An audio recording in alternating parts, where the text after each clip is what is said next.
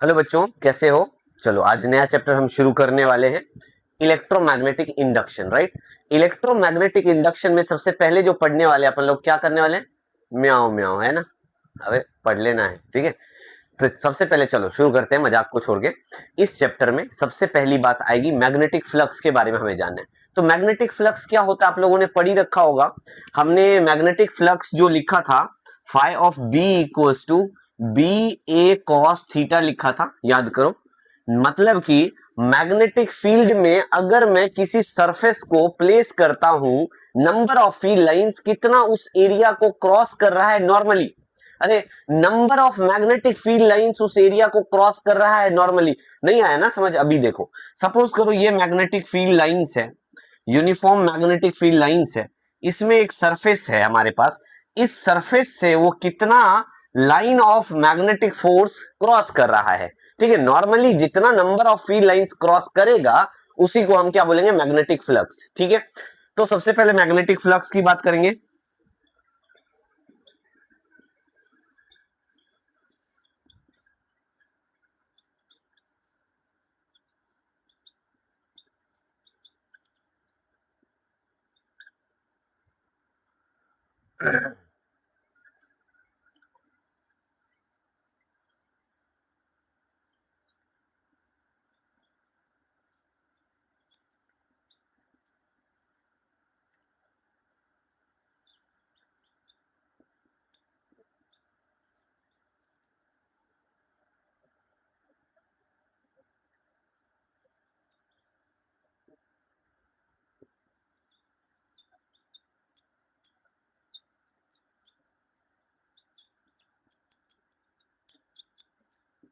देखो, magnetic flux is the number of magnetic line of force passing through area normally, है ना।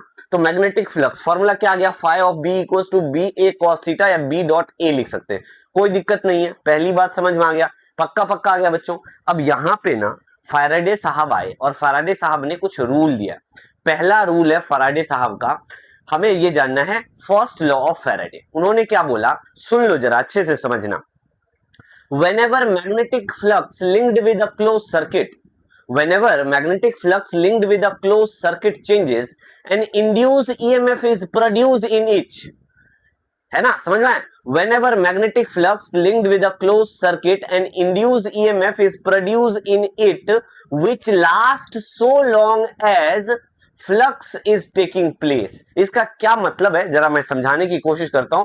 इसको erase कर दूं बच्चों, ये बात तो आपने लिख लिया होगा, पक्का पक्का लिख लिया होगा। अरे इरेज कर दूं, चलो जी ठीक है, कर दो सर, कर तो दो। चलो जी, अब देखो हम मैग्नेटिक फ्लक्स की बात कर रहे हैं और फैराडे साहब के फर्स्ट लॉ के बारे में जानेंगे। तो सपोज करो आपने क्या लिया, एक क्लोज कॉइल है हमारे पास, क्या है, मान लो एक ऐसा सा मैंने कॉइल ले लिया और यहां पे एक मैंने बल्ब लगा दिया। ठीक है, क्या लगा दिया बच्चों, एक बल्ब लगा दिया। ठीक है, यहां पे एक बल्ब लगा दिया, ये कॉइल है। इसके इर्द गिर्द अगर मैं एक बार मैग्नेट को लेके आऊंगा, बार मैग्नेट को लेके आऊंगा, तो इसके फील्ड लाइंस ऐसा कुछ होगा, बोलो हाँ। अरे फील्ड लाइंस ऐसा कुछ होगा, मैग्नेटिक फील्ड लाइंस ऐसा कुछ होगा, ये आएगा। जो ही लेके आऊंगा वो क्या होगा, जितना नजदीक आता जाएगा ना ये बल्ब ग्लो करना शुरू कर देगा। फिर इसको दूर लेके जाऊंगा तो भी बल्ब ग्लो करना शुरू कर देगा। लेकिन इसको लेके आया, यहीं छोड़ दिया मैं, तो इसका मतलब है कि ये बल्ब ग्लो करना बंद कर जाएगा। क्यों, क्योंकि ये रुक जाएगा तो मैग्नेटिक फ्लक्स चेंज नहीं होगा। क्यों नहीं चेंज होगा, इसके पीछे रीजन समझना। फाई ऑफ बी का जो वैल्यू हमने लिखा था, बी डॉट ए लिखा था। अब देखो दो फैक्टर है जो मैग्नेटिक फ्लक्स को चेंज कर सकता है। क्या, पहला या तो मैग्नेटिक फील्ड या तो एरिया। इस दोनों में से कोई एक चीज का चेंज होना जरूरी है। अब देखो एरिया तो कॉइल का, यहां पे मैंने कॉइल ले लिया तो ये तो फिक्स्ड ही है ना। या तो ज्यादा से ज्यादा मैं नंबर ऑफ टर्न बढ़ा दूं, एरिया में चेंजेस आ जाएगा। या तो मैग्नेटिक फील्ड को चेंज करूंगा, तो मैंने इस मैग्नेट को उठा के इसके नजदीक लेके आया, लेके आया, फिर पीछे लेके गया, फिर ले गया, फिर तो जो जब मैं इसको मूव कर रहा हूं मैग्नेट को, बार मैग्नेट को ऐसे से मूव करेंगे ना, उस मूवमेंट की वजह से मैग्नेटिक फील्ड में चेंजेस आएगा। और जब मैग्नेटिक फील्ड चेंज होगा तो मैग्नेटिक फ्लक्स चेंज होगा। और फैराडे साहब ने क्या देखा, उन्होंने अपने फर्स्ट लॉ में ये बात बताया है, जब तक मैग्नेटिक फ्लक्स चेंज होता रहेगा किसी भी क्लोज लूप में, तो इंड्यूस करंट वहां पे बनता रहेगा। समझ में आया क्या? एग्जांपल में जैसे डायनेमो आप जानते होगे, एसी जनरेटर जानते होगे, है ना, टरबाइन को घुमाते रहते हैं ना हम, विंड पावर आपने देखा होगा, क्या होता है, टरबाइन घूमता रहता है, करंट बनता रहता है, या कोई भी मैकेनिकल एनर्जी को हम कन्वर्ट करते हैं इलेक्ट्रिसिटी में, वो सारा एग्जांपल यही प्रिंसिपल तो है। देखो जरा इन बातों को समझ लो जरा सीरियसली, ठीक है। और कब तक होगा? जब तक ये चेंजेस होता रहेगा, और चेंज नहीं होगा तो करंट पैदा नहीं होगा। समझ में आया ना? इसीलिए इस बात को याद रखना है। क्या याद रखना है? whenever magnetic flux linked with a closed circuit, an induced EMF is produced in it which lasts so long as change of flux taking place। Clear है बच्चों? पक्का पक्का ये बात लिख दूं यहां पे, फैराडे फर्स्ट लॉ। ठीक है, हम फैराडे फर्स्ट लॉ की बात कर लेते हैं।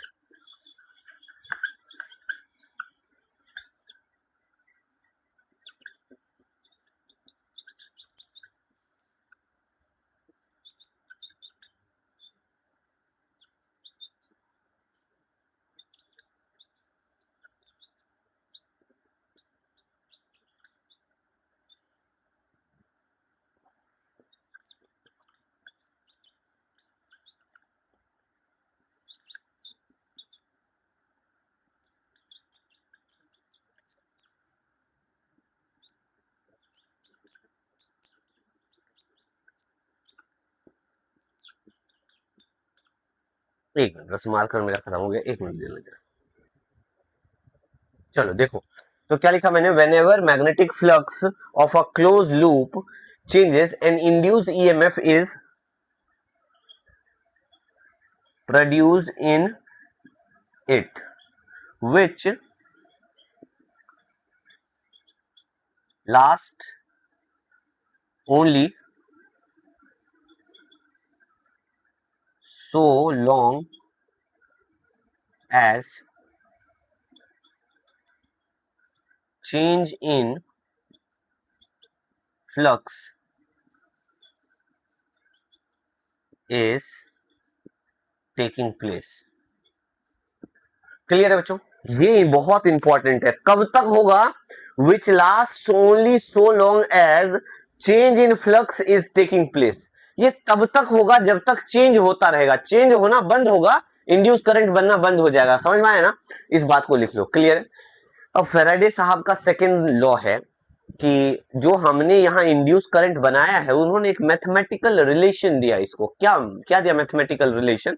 उन्होंने बोला कि भाई ईएमएफ जो आप बना रहे हो ना, वो डी फाइव बी अपोन में डी टी के इक्वल है। मैथमेटिकली उन्होंने ये बोला। क्या बोला? Faraday second's law, the rate of change of flux with respect to time always equal to induced EMF. ठीक है, सेकंड लॉ समझ में आ गया? सेकेंड लॉ भी समझ में आ गया। सेकेंड लॉ में क्या बोला? The rate of change of flux, the rate of change of flux with respect to time is equal to EMF। ठीक है जी, समझ में आ गया? दूसरी बात, ये बातें भी समझ में आ गया, लिख लेना। ठीक है जी, क्लियर है? पक्का पक्का बच्चों, गाली तो नहीं दे रहे हो? क्लियर हो गई ना ये बातें? फिर यहाँ पे लेंज साहब आए। लेंज ने ये बताया कि भाई फैराडे आप सही कह रहे हो कि अगर मैं रेट ऑफ चेंज करूंगा फ्लक्स का, मैग्नेटिक फ्लक्स का रेट ऑफ चेंज करूंगा, इंड्यूस करंट मिलेगा। बिल्कुल सही बात है, ठीक बोल रहे हो। लेकिन जो डायरेक्शन होगा ना उसका, वो ऑपोजिट होगा। लेंस साहब ने बस इतनी सी बात बताया है भाई बच्चों। लेंस साहब ने एक ही बात बताया कि भाई the direction of induce EMF is always opposite the cause of its production. मतलब कि जो डायरेक्शन होगा ना इंड्यूस ईएमएफ का, वो negative of rate of change of flux होगा। इतनी सी बात लेंस साहब ने हमें समझा दिया। इतनी बात क्लियर है? इरेज करूं क्या? पक्का पक्का पहले छाप लो। छाप लिया? चलो जी, अब इरेज कर देता हूं, स्क्रीनशॉट ले लेना ना। ठीक है, चलो जी, अब देखो आगे कहानी।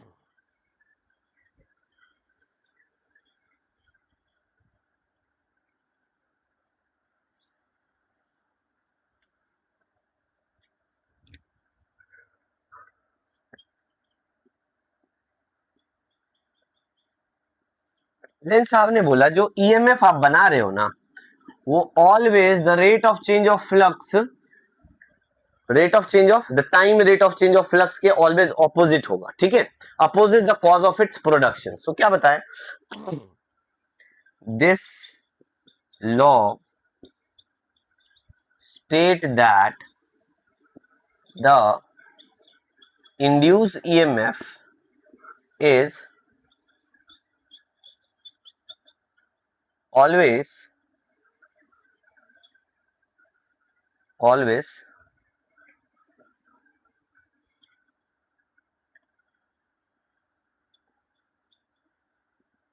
opposite to the time rate of change of flux। ठीक है बच्चों, this law state that the EMF is always opposite to the time rate of change of flux.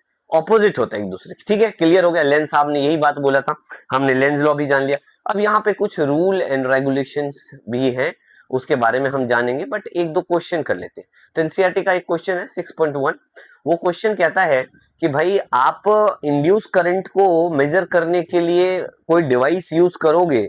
अब मान लो आपके पास डिवाइस नहीं है, ठीक है, और आप मैग्नेटिक फ्लक्स को चेंज कर रहे हो, मैग्नेटिक फ्लक्स को चेंज कर रहे हो और वहां पे कोई डिवाइस नहीं है, लेकिन आपको ये बताना है कि उसमें करंट बन भी रहा है या नहीं बन रहा है, तो कैसे जानोगे? हाँ, अकल के थोड़े घोड़े को दोहराओ और इस बात का आंसर करो, मुझे बताओ कि आपके पास कोई डिवाइस नहीं है, आपके पास कोई भी डिवाइस नहीं है, बट आपको फ्लक्स चेंज करने की वजह से करंट लूप में बन रहा है। आपको ये बताना है कि भाई करंट बन रहा है, इसकी श्योरिटी करने के लिए क्या ऐसा चीज करोगे जिससे आपको श्योरिटी हो जाए कि हाँ भाई करंट तो बन रहा है यहाँ पे। क्लियर हुआ? कैसे बनेगा करंट, कैसे हम जानेंगे इस बात को, जरा समझने की कोशिश करते हैं। तो एक बात बताओ, एक बल्ब लूंगा मैं, अगर कनेक्ट कर दूंगा उस लूप से, अभी मैंने इसीलिए आपको एक लूप लेके पहले बल्ब कनेक्ट करके बताया, एक बल्ब अगर कनेक्ट कर दूंगा, जो ही फ्लक्स चेंज होगा बल्ब ग्लो करेगा, बल्ब ग्लो करता हुआ दिखेगा तो हमें पता लग जाएगा कि भाई हाँ करंट तो बन रहा है। अब उसकी मेजरमेंट के लिए हमारे पास डिवाइस नहीं था, ठीक है, बट हम बल्ब लगा के चेक तो कर लेंगे ना कि हाँ भाई करंट बन रहा है, हाँ या ना? क्लियर हुआ इतनी बात? अब एक और क्वेश्चन करते हैं, जरा इतनी बातें देख लो, पहले लिख लो इसको। एक क्वेश्चन देखते हैं बच्चों, क्वेश्चन क्या कह रहा है, a small piece of metal wire is dragged across the gap between the pole of a magnet in 0.5 second. कितना टाइम लगा है? 0.5 सेकेंड लगा है। The magnetic flux between the pole pieces is known to be 8 into 10 to the power minus 4 weber. ठीक है, estimate EMF, EMF निकालना है। तो एक बार बताओ, फेराडे साहब के रूल के हिसाब से EMF is d phi over d t, ऐसा ही होगा, यस और नो? कोई दिक्कत नहीं है। तो हमारे पास क्या क्या गिवन है, फाई ऑफ बी गिवन ही है। कितना गिवन है बच्चों? Phi of B 8 into 10 to the power minus 4 weber given है, और टाइम भी गिवन है, कितना? 0.5 सेकेंड। तो वेबर पर सेकेंड या वोल्ट भी इसको लिख सकते हो ईएमएफ के लिए। तो ईएमएफ का जो वैल्यू आएगा बच्चों 16 इंटू 10 की पावर माइनस 4 वोल्ट आ गया। अच्छा, 16 को 16 नहीं लिखोगे, 1.6 इंटू 10 की पावर माइनस 3 वोल्ट हमारे पास ईएमएफ का आंसर आएगा। क्लियर है? समझ में आया क्या? एक और क्वेश्चन लिखते हैं, पक्का समझ में आ गया? इरेज करो। चलो नेक्स्ट क्वेश्चन देखते हैं, हमारे पास क्या है, द मैग्नेटिक फ्लक्स, इरेज कर दो।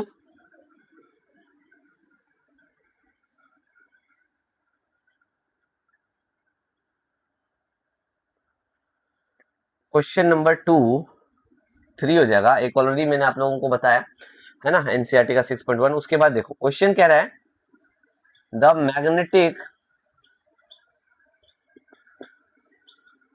Flux is perpendicular to the plane, और आपके पास फाई का वैल्यू गिवन है 5 plus 2 t square minus 3 plus 5, ऐसा मान लो, ठीक है। ये फाई ऑफ बी का वैल्यू गिवन है आपके पास। फाइंड या calculate EMF at t equals to 2 second. EMF निकालना है, इलेक्ट्रोमोटिव फोर्स। उसके बाद दूसरी बात भी ये बोल रहा है, दूसरी बात क्या बोल रहा है,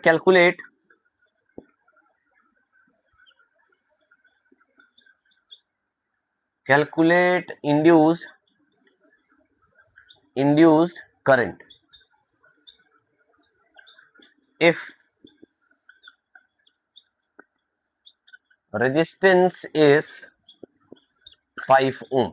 ठीक है, क्लियर है, इतनी बात, कहानी समझ में आ गया। तो देखो सबसे पहले फाई ऑफ बी गिवन है, तो ईएमएफ निकालने के लिए क्या करूंगा, फाई ऑफ बी का differentiation with respect to time, हाँ या ना, यही तो फॉर्मूला है। अगर मैं फाई ऑफ बी को डिफरेंशिएट कर दूं टाइम के रिस्पेक्ट में, ईएमएफ तो आ गया। कितना इजी क्वेश्चन था, अरे क्वेश्चन हलवा है, क्या है, बढ़िया क्वेश्चन, बहुत प्यारा क्वेश्चन है। देखो क्या हो जाएगा, d phi B over d t should be equal to derivative of 5t cube plus में 2ta square minus 3t plus 5, है ना, विद रिस्पेक्ट टू dt। ऐसा करूंगा, कोई दिक्कत है, इतनी बात तो समझ में आ गया बच्चों। ठीक है जी, अब इसको देखो, EMF should be equals to 5 3 जा 15 टी स्क्वायर, बोलो हाँ। अरे डिफरेंशिएशन आता है ना बच्चों, टी की पावर जो है एन नीचे आ जाएगा, एक पावर कम हो जाएगा, यस और आता ही होगा यार, ये बात तो मैं पूछ ही नहीं सकता हूं। अच्छा सुनो, टी का पावर यहाँ 2 है, 2 नीचे लेके आ जाओ, कितना हो जाएगा 4t, और माइनस का 3 बाहर है। अच्छा टी का पावर 1 है, तो 1 नीचे आएगा और 1 माइनस 1 जीरो हो जाएगा, तो उसकी किसी भी चीज का पावर जीरो होता है उसका वैल्यू 1 होता है, राइट। तो हम उसको क्या लिख सकते हैं, -3, और 5 कांस्टेंट, उसका जीरो आ जाएगा, कोई दिक्कत नहीं। अब क्या बोला है, क्या निकालना था, calculate EMF at t equals to 2 second, 2 second पे निकालना था बच्चों। तो ईएमएफ इक्वल्स टू 15 इंटू 2 का स्क्वायर 4 हो गया, प्लस में 4 2 जा 8 हो गया, -3 हो जाएगा। तो ईएमएफ जो आएगा वो 60 प्लस में 5 हो जाएगा, है ना। तो 65 जो है हमारे पास ईएमएफ आ गया। अब ईएमएफ हमें मिल चुका है ना। अब एक बार बताओ, EMF equals to I into R भी तो लिख सकता हूं। अरे potential equals to I R नहीं होगा, according to Ohm's law V equals to I R होता है ना, ये ईएमएफ वी के इक्वल ही तो है। तो हमारे पास 65 आया था, 65 इक्वल्स टू आई इंटू में आर 5 ओम गिवन है, आई का वैल्यू निकालना है, 65 अपॉन में 5 कर दोगे, और ये 65 क्या गधा घोड़ा क्या, वोल्ट, वोल्ट भी लगाना है। अच्छा 65 5 से डिवाइड करो, कितना आ जाएगा बच्चों, 13 एम्पियर का करंट मिलेगा। क्लियर हुआ क्या बच्चों, क्लियर हुआ ये क्वेश्चन, पक्का जल्दी छापो, छाप लिया, इरेज करो, आगे का टॉपिक देखे। एक और क्वेश्चन करना चाहते हो आप लोग, करोगे, चलो देता हूं, पहले ये देख लो, जल्दी छापो। ये क्वेश्चन देखो बच्चों, बहुत ही प्यारा क्वेश्चन दे रहा हूं मैं, बहुत ही अच्छा क्वेश्चन है। क्वेश्चन कह रहा है, a coil with an average diameter of 0.02 metre is placed perpendicular to a magnetic field of 6000 Tesla. If the induced EMF is 11 volt, when the magnetic field is changed to 1000 Tesla in 4 second, कितना second में, 4 second में, what is the number of turn in the coil? हमें n का value calculate करना है इस question में। Given क्या क्या है लिख लेते हैं। हमारे पास ईएमएफ गिवन है कितना, 11 वोल्ट, और क्या गिवन है हमारे पास और गिवन है B1 का वैल्यू गिवन है कितना भाई, 6000 टेस्ला। B2 भी गिवन है कितना, 1000 टेस्ला। अच्छा एक बात बताओ, बी गिवन है, वो गिवन, टाइम भी तो गिवन है, टाइम बराबर में 4 सेकेंड बोल रहा है, ये हमारे पास वैल्यू गिवन है। अच्छा एक बात बताओ, ईएमएफ इक्वल्स टू, क्या मैं फॉर्मूला लिखूंगा n इंटू में फाइ अपॉन में t लिख सकता हूं, फाइ 2 माइनस फाइ 1 बोल दो ना, अपॉन में T2 माइनस T1 बोल सकता हूं, ऐसा लिख सकता हूं क्या ईएमएफ इक्वल्स टू। देखो EMF is the rate of change of flux ना, ऐसा चेंज करके लिख सकते हैं, और ये माइनस का साइन यहां लगा दो, कोई दिक्कत है, इतनी बात समझ में आ गया। अच्छा ठीक, इतनी बात समझ में आ गई। ईएमएफ गिवन है कितना भाई, हम यहाँ पे वैल्यू सब्स्टिट्यूट करते, 11 गिवन है हमारे पास। अच्छा एन हमें निकालना है, तो एन तो रहने दो। अच्छा फाइ 2 कितना, 1000 माइनस में क्या हो जाएगा, 6000। अरे 1000 में से 6000 करोगे, लेकिन फाइ नहीं है वो, 5 को क्या करोगे तो आप लिखोगे क्या, B2 इंटू में A माइनस में B1 इंटू में A अपॉन में T2 माइनस T1, राइट। अब एक और, तो एरिया तो दोनों जगह है ना, कॉमन ले लूं क्या, कॉमन लेके बाहर आ जाएगा क्या, एरिया बाहर ले लो, 11 इक्वल्स टू, अच्छा ये माइनस में minus n times of A, B2 का वैल्यू कितना है बच्चों, तो B2 का वैल्यू है 1000 पे ड्रॉप हुआ था, माइनस में 6000 अपॉन में क्या हो जाएगा टाइम, T2 कितना है 4 सेकेंड और T1 कितना है 0 से शुरू हुआ था। इतनी बात क्लियर है। अच्छा 1000 माइनस कर दूंगा, इसमें से कितना आ जाएगा भाई, निकालते हैं वैल्यू, देखते हैं। 11 equals to minus N A into में माइनस में 5000 अपॉन में 4 हो जाएगा। इतनी बातें तो लिख ही सकता हूं मैं। चलो अब एक काम करो, इस 4 को इधर लेके जाओ, तो इसको मैं माइनस माइनस प्लस हो जाएगा, तो क्या 44 equals to N into A upon में 5000 लिख सकता हूं। इतनी बात समझ में आ गया क्या, इतनी सी बात में किसी को कोई तकलीफ है, देख लो उतनी सी बात में कोई तकलीफ है, ये बात समझ में आया ना। अरे इधर मल्टीप्लाई में था, इधर डिवीजन चला जाएगा, अच्छा ये भी माइनस में था, ये भी माइनस में था, माइनस इंटू माइनस प्लस बन गया। इतनी बात समझ में आया बच्चों, पक्का क्लियर है। आगे करूं, इरेज कर दूं क्या, चलो मैं इरेज नहीं कर रहा, यहां सॉल्व कर रहा हूं आगे की कहानी, जरा समझना। तो एक बार बताओ, एरिया हमें एक लूप का एरिया जो होता है वो पाई आर स्क्वायर होता है। आर कितना हो जाएगा, डायमीटर का डिवाइड बाय 2 कर दूंगा, डायमीटर तो गिवन है तो आ जाएगा। तो एक काम करो ना, इसको लिखो n इक्वल्स टू 44 अपॉन में 5000 इंटू में area pi R square, yes और नो, कोई दिक्कत नहीं है। n इक्वल्स टू 44 अपॉन में 5000, पाई का वैल्यू 22 अपॉन में 7 करोगे, 7 को ऊपर लेके चले जाओ मल्टीप्लाई में, और डायमीटर अगर मैं डायमीटर का हाफ कर दूंगा तो 0.01 का स्क्वायर कर दूंगा, इतना ही तो आएगा बच्चों। इतनी बात क्लियर है क्या, पक्का पक्का समझ में आ गया सबको, पक्का कोई दिक्कत तो नहीं है, इतनी सी बात समझ में आ गया। अब अगर n की वैल्यू अगर मैं निकालूंगा तो इसको सॉल्व कर लो ना, कितना आ जाएगा देखो जरा। तो हमारे पास आ रहा है वैल्यू 28, नंबर ऑफ टर्न्स कितना होना चाहिए, 28 होना चाहिए, नंबर ऑफ टर्न कितना होना चाहिए भाई, 28 होना चाहिए। इतनी क्वेश्चन समझ में आ गया क्या, पक्का क्लियर है, आ गया समझ। पहले तो हट जाता हूं, लो छाप लो, क्लियर है। अब सुनो मेरी बात, अच्छे से इसको पढ़ लेना, तरीके से कर लेना, आज के लिए इतना ही करेंगे, अगली क्लास में इससे ज्यादा की बात हम करेंगे, ठीक है बच्चों, बाय बाय।